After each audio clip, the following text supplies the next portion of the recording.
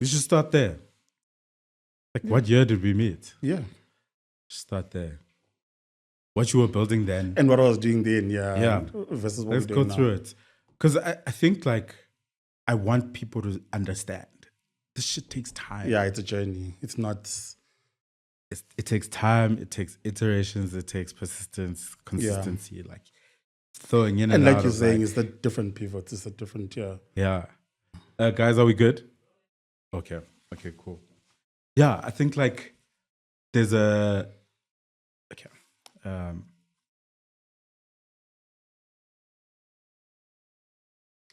Like, when I met you, you were building something else. What year was that? I think that was in 2014. The Branson Center. Yes, we met at the Branson Center. Yeah. And at the time, we're building an activations company. And we're bringing products into the township space. So FMCG products, new products into the township, and looking at new ideas to try and get consumers to adopt those. But yeah, that's ran for a while up until, it actually changed into something else that I'm currently running now.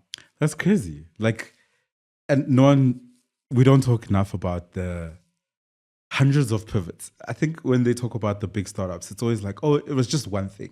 True. One pivot, then straight to the money bags, the acquisitions, the funding, the IPO. Can you talk about what you were building then? And also just like the things that you were learning that helped you pivot into Vuleka? So at the time, what we were trying to do was to try and like we found the divide between what brands thought that customers understood about their actual products and what customers actually knew about the products. So a lot of brands did not understand, and dare I say they still don't understand the township space. And what they wanted to do was to try and get product into the space. And what we then did was we came up with an activations company that would come up with ideas to say, okay, let's try and get these brands into people's hands, but into their day-to-day lives. It mustn't be forced. It mustn't be like a billboard. It mustn't be something that someone thinks, okay, I can see that's placed there, like product placement. But I can't do without this product, because if I think about this is what I need to actually have. And the pivot happened in a way because we were using spaza shops as the channel to actually get into these consumers. And the shops were like, okay, fine, now you've brought this product here, customers want it, they're asking me where to get it from, can you supply me with the product? Which is what then led into Vuleka. So Vuleka was initially an idea or a product of IM Emerge, and then ended up just taking over from there. Insane, bro. Yeah. So what was that like initial version of Vuleka, and what were you trying to solve as a problem? So initially we were just trying to solve the spaza shops getting products. And it was a lot of new products that were coming into the space. It was a lot of products that people did not know, and trying to balance between the brand and the brand's aspirations of market share and trying to get into the hands of the consumer, as well as the shop owner now saying, how do I get this product at a price that actually makes sense for me? I can make money off it, but there's demand as well for me to stock this product, because remember, I have to pay before I actually get this. And that's what we were trying to initially solve. And we just literally found out that was the tip of the iceberg. In building Vuleka, we have just seen that there's a lot more to solve for this market than just getting products. And that's why the pivot has happened, and that's why we are where we are now. Yeah. I always think like where we come from influences what we eventually build. Yeah. I know you grew up in Khayelitsha. Yeah. I grew up in Soweto and then Katlehong.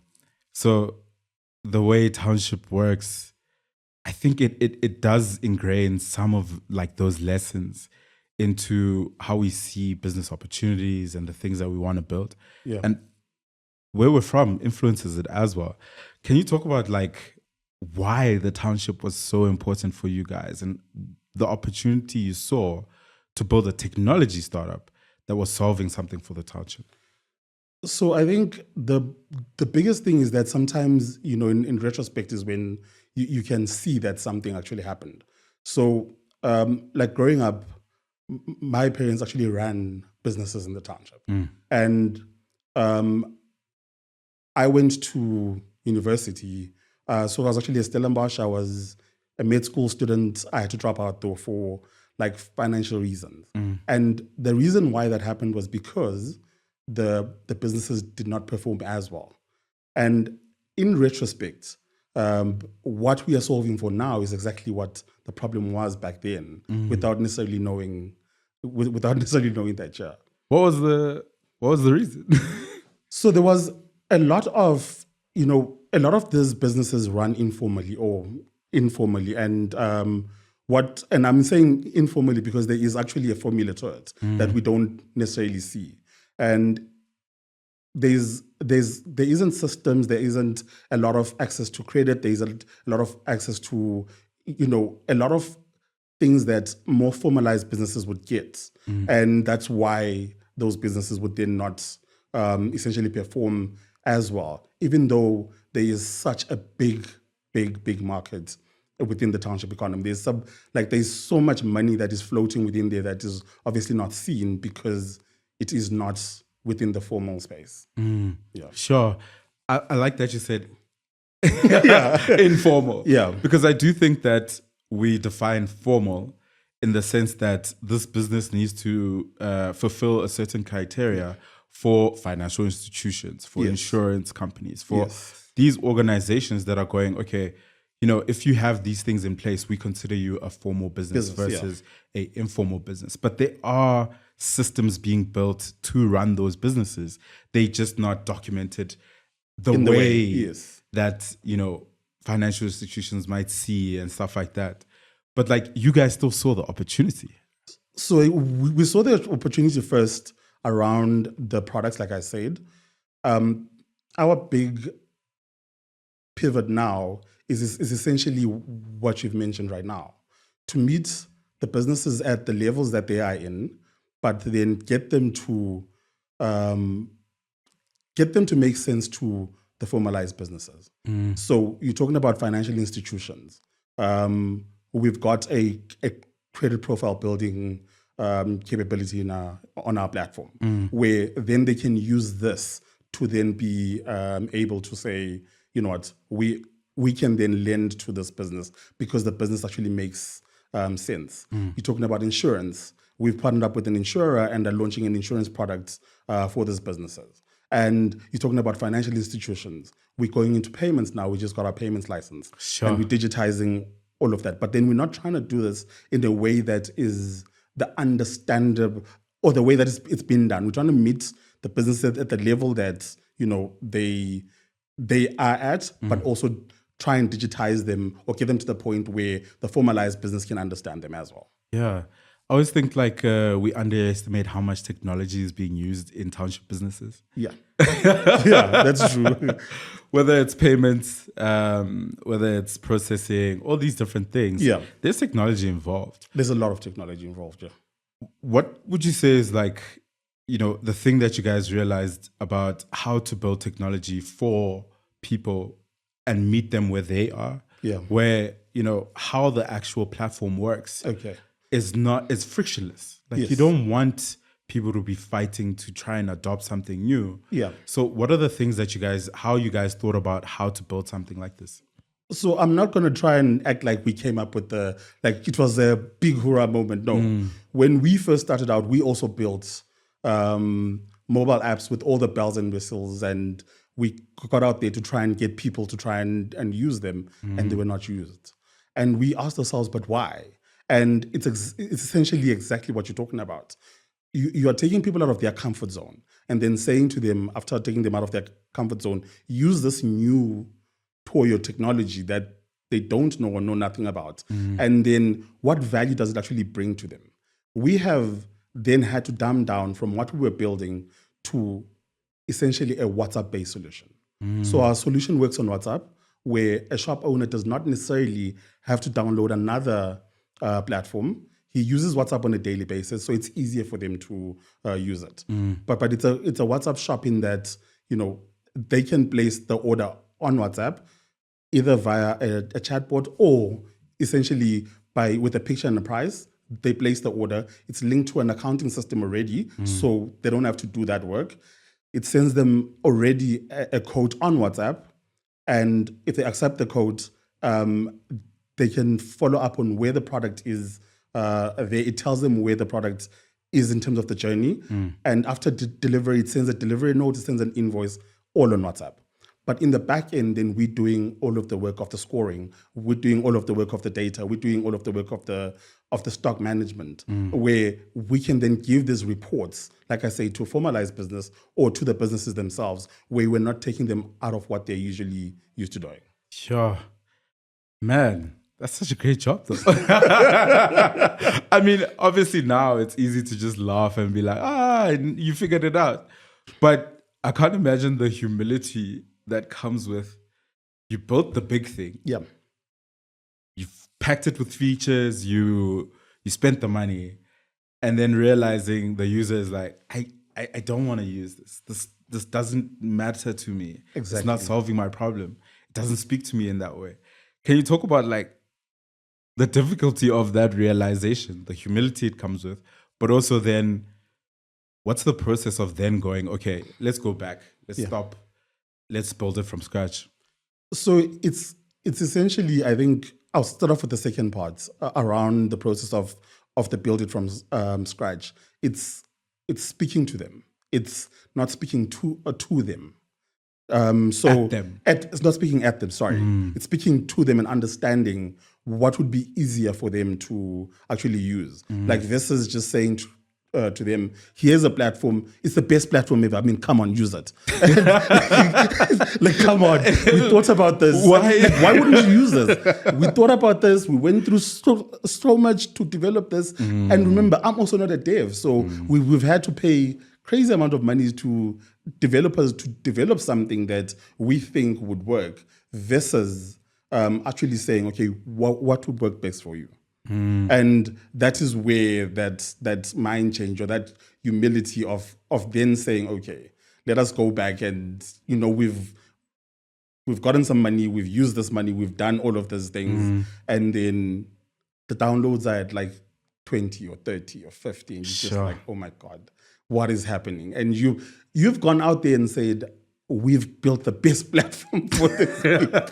And then the downloads don't say that. Yeah. And now with what we've built in terms of the WhatsApp solution, it's got self-onboarding on WhatsApp. So it doesn't need someone to do a lot of things in terms of that are difficult for them just to be on the platform. So it's a mind change that is just with all of the other products that I said we'll be coming up with around the payments, it's built around the same thing. Around the insurance, it's also the same thing. You could then say, okay, if you were to have an insurance product, what would it look like for you? And how is it that we're going to be able to validate? Because the biggest problem that the insurers have is, okay, fine, I give an insurance product to this person. How do I validate that what he says he's got is what he's got? Or what he says his stock is what his stock is? Because he's not using this type of solution or this type of technology that I can then see. Then we built our platform to cover that. And our platform then can spit out the information the way that they want it, but at the same time, keeping the businesses in the way that they're doing business on a daily basis. You mentioned just like not being a technical person, yeah, right? And, which most people are, right? Yeah. And maybe in a world now of AI and we can iterate. I wish. I wish we started there. Yeah. We built too early. We built too early. Yeah. In a world of AI, you can iterate quickly and then have like your first programmer basically be the AI and help you iterate on what the platform should be and all that stuff. But you talked about like having dev houses or developers come in to have to do that. How differently is that process to trying to build a product? And what are the challenges of it? So there is like the big problem is the understanding of what you're trying to build between yourself and the dev house, because they've got a different understanding based on what would work. You have a different understanding because of what you see on the ground, or your mind or your vision of what this would look like. And then in dealing with with dev houses, especially in a point where you're not really technical, you don't understand. And you say, okay, this is how I want this to look and this is how I want it to work. They come back with a different iteration of it and say, this did not work like this because of 1, 2, 3, 4, 5. You are none the wiser. So you say, okay, fine. But then will it work? Yeah, it will work. And then at the end of the day, it's just not working. I mean, we've got horror stories with dev houses where there are guys that we worked with that's just, we spent so much money. It even went into litigation where we're just not paying because we said, but what we said is not what you built. And they're like, yeah, but educate yourself. This is better than what you say. But that's not what I want. But that's not what I want, though, at the end of the day. So those are the horror stories. And that's why, building on platforms like such as WhatsApp, also incorporating some manual processes. I mean, we run a hybrid type of platform that has got manual interventions, that's got people on the ground, that's got people within the office, but also uses technology because we understand that there's different customers. There's not going to be one customer profile. Yeah. Yeah. Sure. Man, I wish I was a dev sometime. True. You'd have made so much money. Do you think a lot of money for sure? Jeez. But do you think it would have made building Vuleka easier or better for you if you did have someone technical in your team or as a co-founder? I think so. Yeah. I think so, because I think we would have been able to change and iterate things quicker. When you've got a dev house, you're not the only client that they've got. So they're not building only for you, they're also building for other customers. And what your timelines are not necessarily what their timelines are. They'll give you a timeline and they'll say, we'll complete this in 12 weeks and, this type of time period. But then there's obviously expectations from your side. Go out there and test the product that they've given you. You go out there, you test it, your customers are not using it. You've gone past the 12-week period. They've moved on to the next customer. They'll say, no, we'll get you when you get to you. If I had a technical co-founder, I think we would have been able to, pivot quicker, build something quicker, test it in the market quicker, see that it works or it doesn't, without necessarily having to spend all of those monies and get gray hairs out of it. I mean, I see it here. Yeah, it's there. Once it starts, I feel like after 10 years of entrepreneurship or plus, it just starts, Nah, it's there. It's there. I can't even run away from that. Can you walk us through like the journey that a business goes through using Vuleka as it is now? Okay. So we start off with onboarding a business onto our ecosystem. So we call it the Vuleka ecosystem, not just like a platform. The business gets onboarded and we get to understand what type of business they are. Are they a spaza shop? Are they a tavern? Are they this type of business that works within the informal space? Well, once we've got this business within the informal space, we then get their information. So we've got essentially first a onboarding process. And after the onboarding process, there's a validation process where we try and now get more information about that business. Right. Is the address that they say they are operating from their address? Can we see pictures of the shop? Can we see what are the top 5 products that you sell? And we ask questions even around where is it that you're trying to get to, like as a business, because that then influences what we can bring to you or who we can take you to in terms of the brands or the corporates on the other side. After that process, then the business then can start ordering goods through the platform. Once they order goods through the platform, we take care of the bulk purchasing on the other end of the warehousing and the last mile delivery. But in the buying and paying, what we are doing in the back end is that we are then also creating a profile for this business. And this profile then talks about their affordability, talks about, again, their products, talks about where they are and their aspirations or where they're trying to go to. We then also bring in other things into the business. Like I've said now with the insurance that we're going into. Now, Brian, you've got a shop, but then your stock, how is that covered? Because with that insurance that you've got for the stock or that you've got for the business, it means that you are now a more desirable person for the financial institution that wants to come in and actually give you some sort of help or money or lack of funding. Yeah. Then, as I just mentioned, we then take you from that process to then saying, okay, you are now a person within our ecosystem or a business within our ecosystem. We have not completely thrown away what we're doing at IM Emerge because we still do the activation. So we still bring in brands and then say, we know Brian in Soweto has got this type of foot traffic and he pushes the type of brand. So if you want to take chips into the market, this is the person that would be easier to test out the chips with.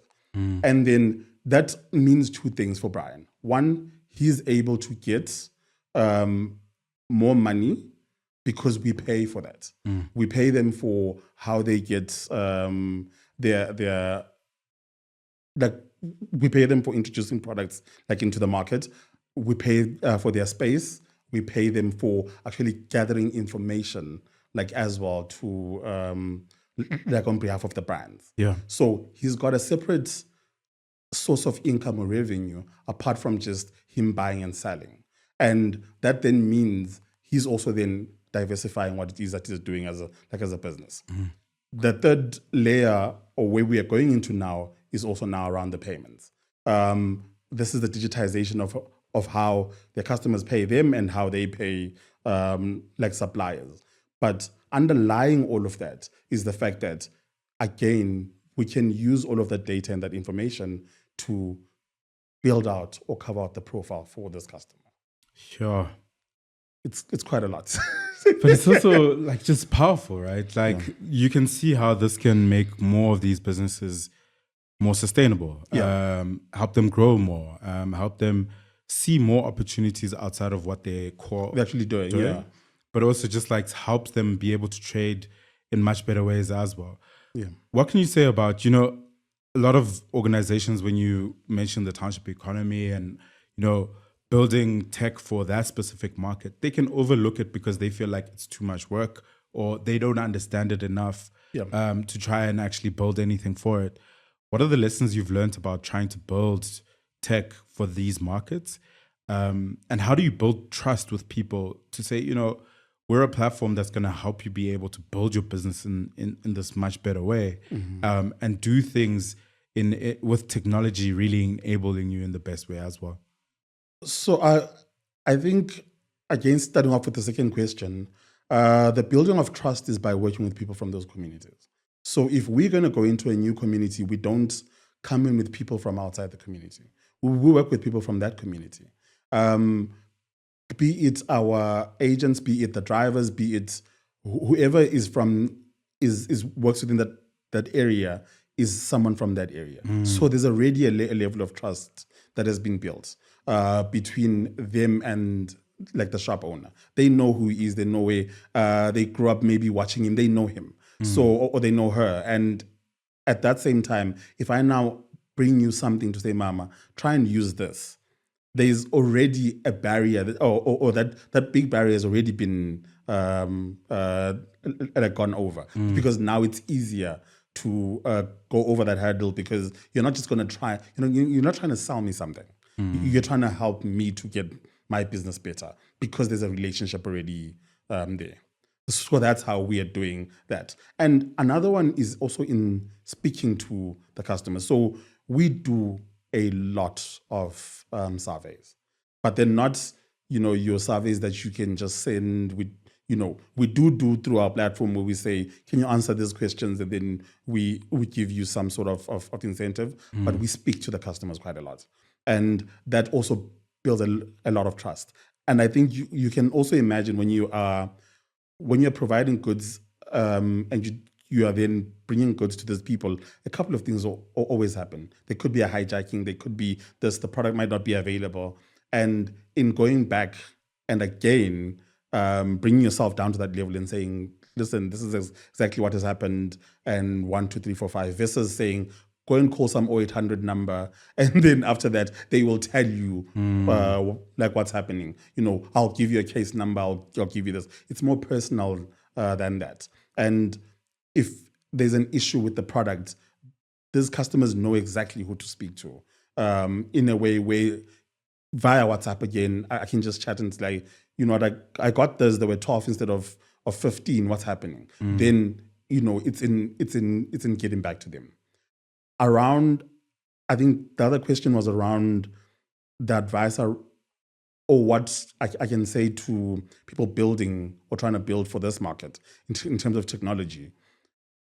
It's such an untapped market that, geez, like I said, we had only scratched the surface with what we started with, just the product. With what we're doing now, with bringing in the technology and the financial services, again, we are only just scratching the surface. There is quite a lot that goes in. And if you think about the fact that, our informal market in South Africa is small in comparison to the rest of Africa.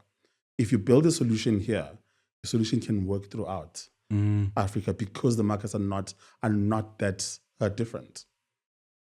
Is that the plan then? That is definitely the plan. That is definitely the plan. That's a massive opportunity. Yeah. You guys are gathering a lot of data as well Yes. about how Township Economy works. Yes.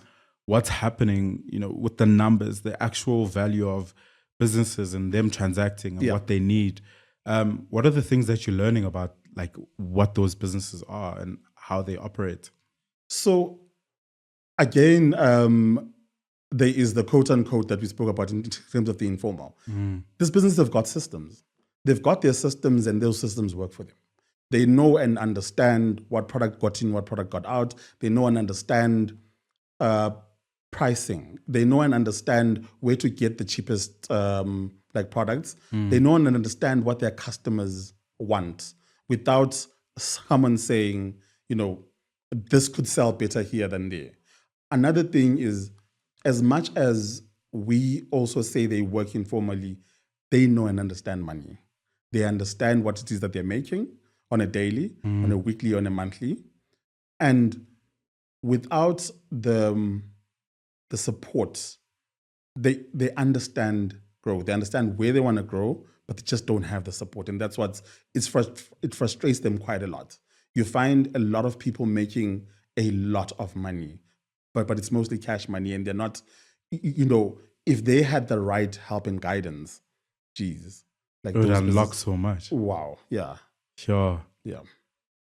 What's the hardest lesson that you have to learn about operating in this market, but also just this journey that you've been on?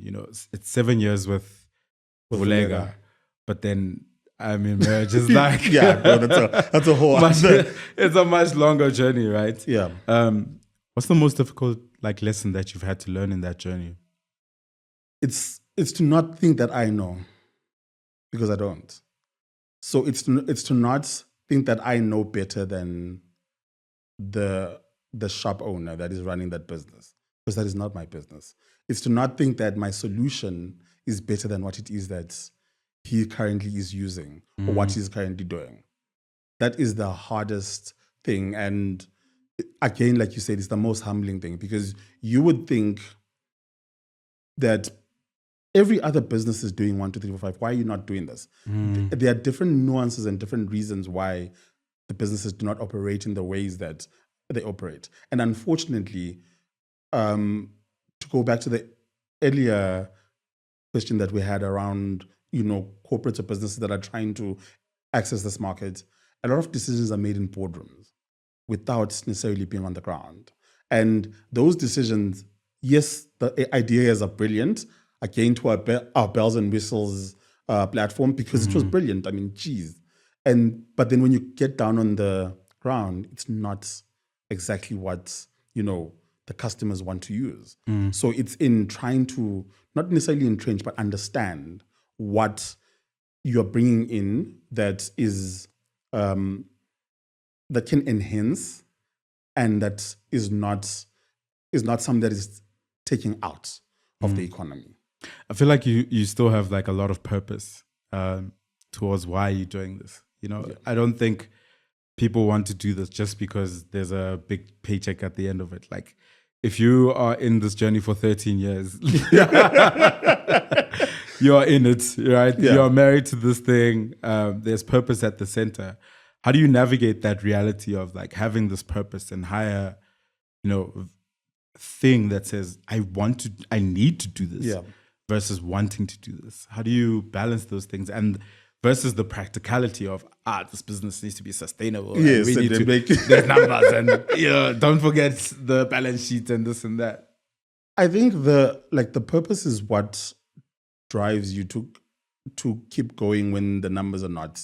And if you're not true to that purpose, that will, like, you'll close up tomorrow. There's been a lot of businesses that are doing what we've been doing, or thingy, and a lot of them have closed off or been sold off and thingy.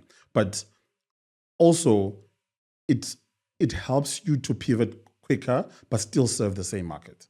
Like, we could have stuck our guns and said, yeah, we're going to stick to trying to, fight the stock battle and all of that. But there is bigger than that. These people have. There are bigger issues that can be solved. And in trying to balance, like you're saying, purpose versus practicality versus actually needing or wanting to do this, it just feels so aligned. I can't explain it. Like it's something that I could wake up tomorrow and start another business. It will still be in the same space. Sure. Because I think that's what I was brought here to essentially do, is to level the playing field and just get more innovative products into these markets, but allow the markets to essentially run themselves without coming in and saying, I'm the big boss savior that has got the best solution for you guys to use the solution. How differently does that change how you approach building the business? Because I think when you have that, I think people build businesses for different reasons. Yeah. Some people just find a really great opportunity. They want to attack it. Some people have that purpose at the center. They want to solve a problem. Some people just want to be innovative and super creative and contribute to the world. Yeah. How differently does it change how you approach running the business when purpose is at the center? So again, I think it goes back to the pivots question. When purpose is at the center, you know what the end goal is, right? So you know that I'm in this to better the life of this business owner and the consumer that buys for them, as well as their families. So if I can't help them in this way, here's another way I can help them in. But then at the end of the day, what I'm doing is that I'm helping. So it also builds a whole lot of resilience, because when you've got that purpose being what it is that is driving you, even when things are not going the way that they're supposed to be going for a business, you would still hold on and be like, what? At the end of the day, I'm not just doing this for me. I'm doing this for, again, the businesses, but also the people that are with me in the office or on the field or on the ground that are also taking care of their businesses, because that's the one big thing that keeps me up at night.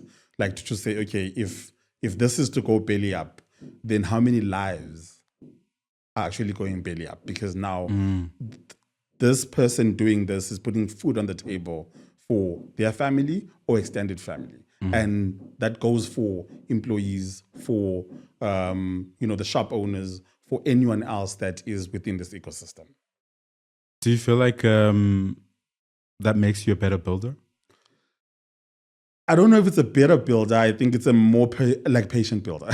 Like this is a better builder. I think it's a more patient build. Yeah, it's a more of a patient build than a better build, because geez, I mean, you could make like $1 billion tomorrow and then be out, and then it doesn't mean that you're a better person than a person that is essentially running something to save people, like an NGO, an NPO. But then we're a for-profit entity, but at the same time with impact as our big driver, because at the end of the day, it's one of those where you want to say, I changed 1, 2, 3, 4, 5 lives, but then obviously made money out of it at the end of it. Of course, I mean, yeah. The white kids. Yeah. Let's be clear. Yeah, that is still important. Yeah.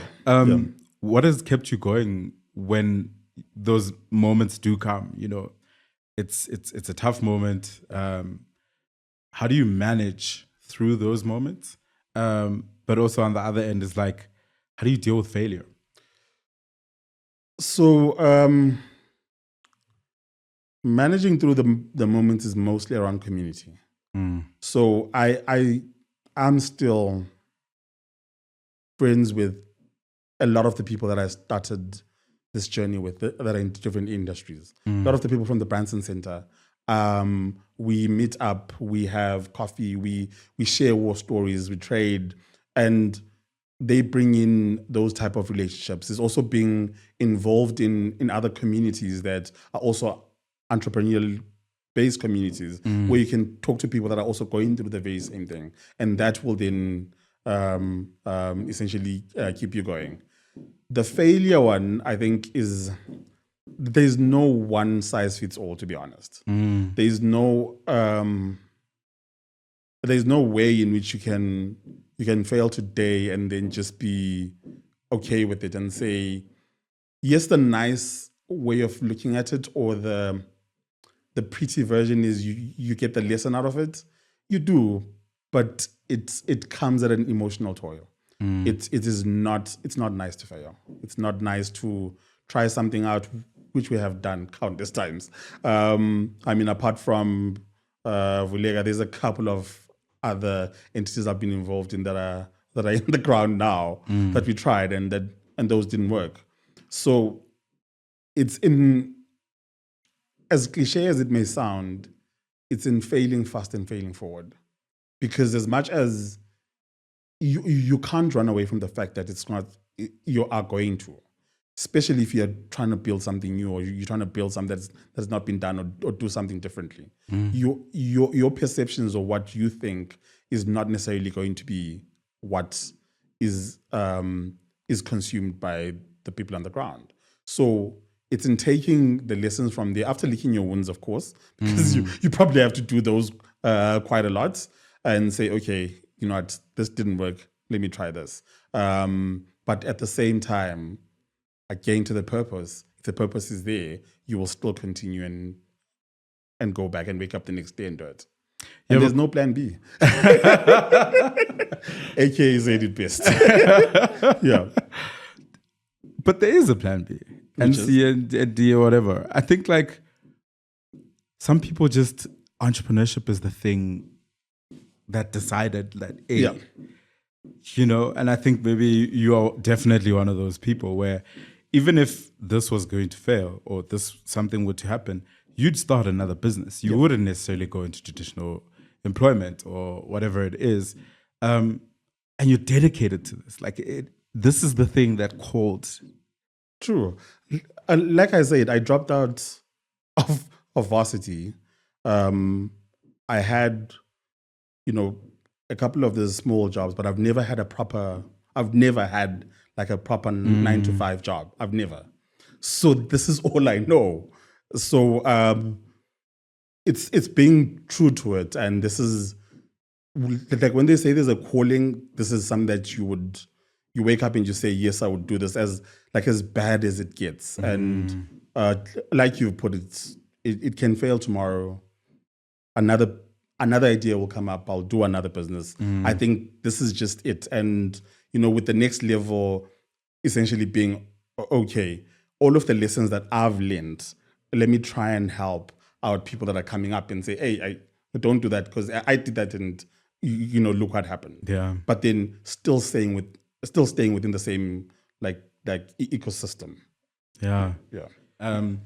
So you're a solo founder, and that comes with its own challenges.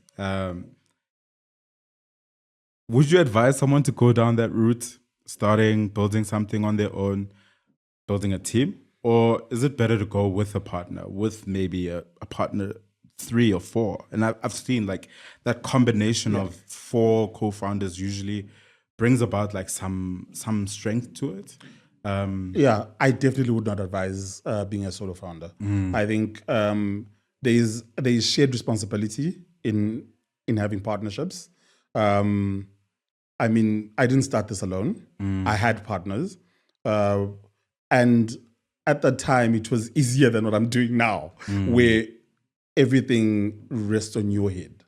With partners, it's not necessarily about you can actually split the stress because then you are good at this or you're better at this, you deal with it. I'm better at this, I'll deal with it, and then if you're better at that, you deal with it, and it brings in strength, like you've said. It brings in different perspectives because again, the issue or the problem that you face as a solo founder is what's in your head is what makes sense, and it might not necessarily be what's best for the business, might not necessarily be what's best for like the customers. But then if you've got co-founders or you've got partners, then it's easier to actually get that. So the way I've tried to navigate that is by having like an advisory board where then I'd go to if I've got ideas, if I've got this. But again, the community, the coffees and the teas and the waters that I was talking about when we meet up is essentially getting that advice. And the beauty about it is that if you've got that sort of community there, they can be blunt with you, which you might not like, but it happens. And they can be very blunt and tell you, actually, no, that's not going to make sense. This, yes, this, no. I mean, the one thing that, I have or I've seen now with the pivot is the fact that we were doing quite a lot. So now it's in focusing. And when you're doing quite a lot, it makes sense in my head because, I mean, come on, let's have the whole value chain and let's eat the whole cake. But we don't have to. We can come in and be supporting in a couple of them, but still at the end of the day, we are servicing the same customer. Yeah. Would you say focus is a differentiator on this? Like, if you're clear on the problem that you're trying to solve, but also go very deep on solving that problem specifically for the people you want to serve, is that a better way of really being able to drive some success? First is like, okay, we're going to try and solve everything and try and be everything to everyone. Yeah. Most definitely. I mean, focus and deep diving into that customer service segment as well as that customer problem. Because then you end up again finding out other problems that you can solve for them. Like this is trying to be a one size fits all, or trying to be a jack of all trades just for the same customer, because the balls will drop. Like when we were trying to do even the last mile delivery and this and that, the way it was dropping was you can't have your eyes on everything. And if this drops, it ends up, it ends up affecting the whole of everything else that you're doing. But if you are focused, it's easier for you to see that this is exactly where I am. If there is an issue here, the issue is probably here or here or here. If not, then I need to find where that issue is. Versus there's an issue, but I don't know exactly where it is, but there's an issue. Going back to your point around communities, there's these like communities that are not necessarily organized, where you're relying on people, or you have this, I can call, we can talk, I can figure some things out with you. And then you have like more structured, say, programs and stuff like that. You've been in the ecosystem for a while now. We met at the Branson Center, which was my first experience of South Africa's, very formal community part of it, like the development ecosystem, where you've got the formal training and all of that. You've also been on, most recently, the Google for Startups program as well. Can you talk about like how important these programs have been for your journey, but also if there are some challenges, share those too. So the programs for us have been quite important because they've opened up doors that we essentially would not have been able to open ourselves. And you also get to meet people. And I think that is the one superpower. If you are in business and you're trying to get, because those people can potentially open up those doors, that whole 6 degrees of separation. Because this person might know a person that you've been trying to get like a hold of. And that person then is what will essentially make you like or break you. And the more formalized ones bring structure to the business, I would say. They bring a lot of accountability to the business, and especially when you're a solo founder, that lacks quite a bit because you don't have anyone to report to. When you've got co-founders or business partners, you have to report back to them just like they have to report back to you. But as a solo founder, there's no one that you really have to report back to. If you make a decision and it flops, okay, and then you move on. But in those type of more structured communities, it's easier to then say, okay, these are the milestones or these are the targets that you're supposed to reach. Where are you with that? And where are you with getting 1, 2, 3, 4, 5? This may work. This might not work. You start hearing or getting other type of opinions that are different to your own. And it's very uncomfortable, I'm not going to lie. It's very, very uncomfortable, especially because this is your baby that you've been building and someone is telling you how to raise it. But at the same time, those work or those help. And apart from, just the communities that you would get in those structured type of places, they also bring in a couple of other things that you wouldn't have been able to get. I mean, 2023, we won the Visa Everywhere initiative. This is what has catapulted us to be able to get a payments license within, a year and a half? Whereas it's between 5 to 10 years, mostly for people to actually be able to get that. It's again that community to say, this is what I'm trying to build. Okay, how can you help me? Because we are already in the ecosystem. How can we hold hands with you and get you to this? Yeah. Would you advise someone, obviously you dropped out of medicine. Yeah. And then went through the programs. How important were the programs in helping you develop as a founder, as a business operator? Because I remember like the first program I ever did at the Branson Center was like basics of entrepreneurship. And then advanced, you know. How important what's the role they play there in the development of self in order to be a better operator and builder? So education, I would say, is very, very important. So, which is why people do MBAs, which is why people go through all of this before they go into this entrepreneurship stuff. When you don't have that type of education, there's programs that are what help you to actually get that type of education, that type of training, where it is practical to you to then say, I'm buying this for 1 rand. You put a markup of 50 cents, then it's 1 rand 50. But how much does it cost you to get it? We never really think about that if you are now going into business. Or you're just thinking, I'm buying it for 1 rand, I'm selling it for 450, which means I've made 50 cents. But how much does it cost you to actually do that? Those are things that I did not know before going into a lot of these programs. And those help to hone you to actually say, you're actually building a business that can have a life of its own and can work and you can put systems in place for that business to work without you necessarily being there, because there's only so much that you can do as a person.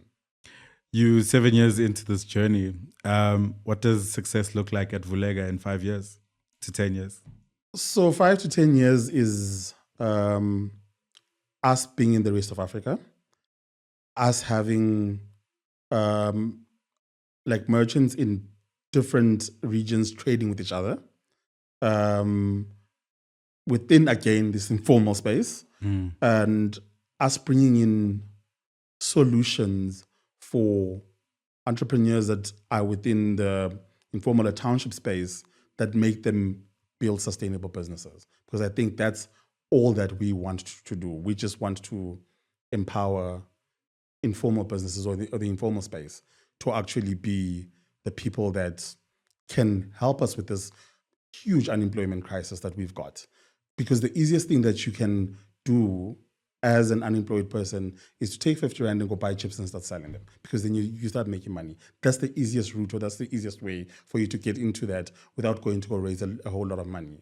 So the crisis that we've got in South Africa is not new to us, or it's not unique to South Africa alone. The rest of Africa has got a similar crisis with unemployment, a similar crisis with a youth population, and a similar crisis with saying that big corporates can only take this many people in. So what happens to everyone else?